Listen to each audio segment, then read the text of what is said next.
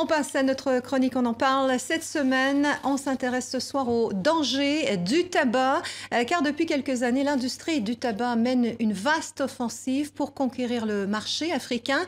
Alors, le continent est-il assez averti des risques? Vous avez été nombreux à réagir sur notre page Facebook.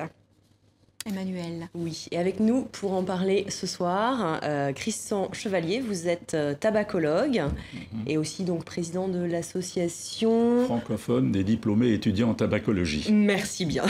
Donc les internautes ont l'air tout à fait au courant des dangers et se demandent justement comment faire baisser la consommation, voire cesser la consommation qui est de plus en plus excessive en Afrique, comme Mohamed de Cotonou, donc au Bénin, qui dit « Jamais de fumée sans feu, tant qu'il y aura des fabricants, il y aura des fumeurs », ou bien Ali, qui est au Mali, « Ne serait-il pas bon de fermer toutes les usines qui fabriquent les cigarettes dans le monde ?»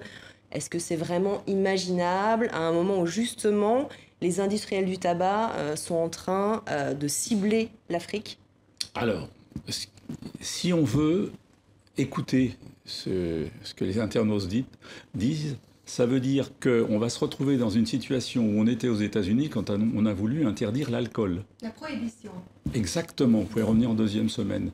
Et donc, à partir de ce moment-là, vous allez avoir des produits qui vont être des produits frelatés. Il y en a déjà sur le marché, mais là, il n'y aura plus que ça. Et donc, ça continuerait à se vendre. Pourquoi? Parce qu'on n'a pas affaire à quelque chose d'autre qu'à une addiction. Or, quand on est addict, eh bien, on n'a pas la réflexion qu'il faut pour se dire « je vais m'arrêter ». Parce qu'à froid, on le dit bien, je m'arrête. Mais à un moment donné, on sort son paquet de cigarettes et son briquet et on allume. Alors, il y a un point, Emmanuel, que justement les internautes mettent en avant, c'est le rôle de l'État. Les États sont aussi mis en cause dans l'augmentation de la consommation. Justement. Oui, et en effet, Abbas, par exemple, au Cameroun, se demande quels sont les moyens dont disposent les États africains pour lutter contre ce genre de problème. Dabi, un Mauritanien qui vit en Algérie, dit comment augmenter les prix des produits du tabac en vue de réduire la consommation. Alors, est-ce que les États sont complices des grands groupes, ou est-ce qu'ils sont actifs dans la lutte contre le tabagisme? Alors, il y a de tout. Ça va des chefs d'État qui comprennent que le tabagisme, c'est une bombe à retardement. En Afrique, on a déjà le palu, on a déjà la tuberculose et le sida.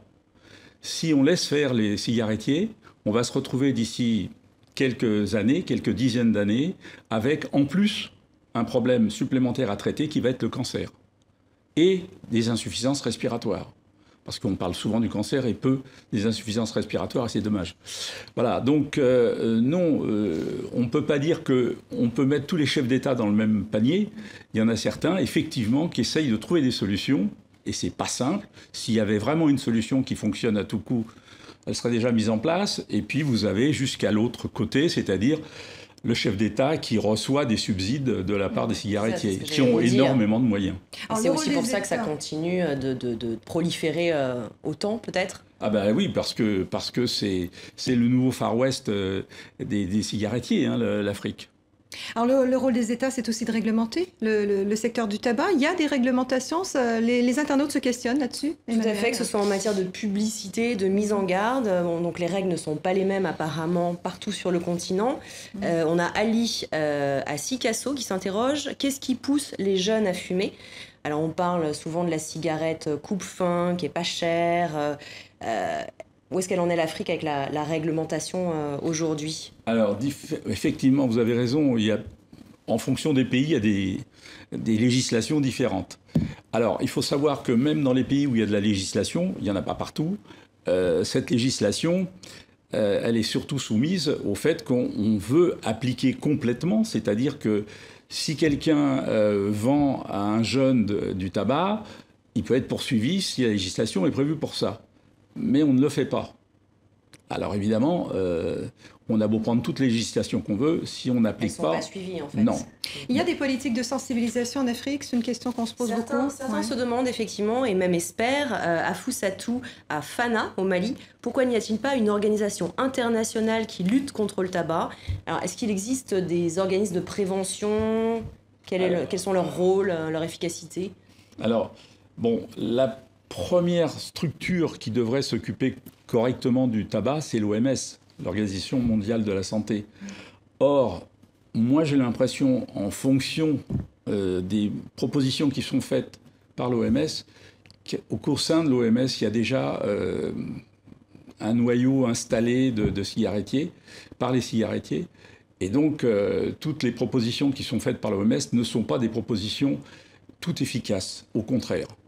Donc on a quelques doutes. Sinon, vous avez en Afrique une structure qui s'appelle l'OTAF, qui est pleine de bonne volonté, mais qui n'est pas très efficace. Vaste sujet, on pourra en reparler. Merci Christian Chevalier. Merci Emmanuel Godard. Merci à vous. Et merci à vous, bien sûr, pour votre participation.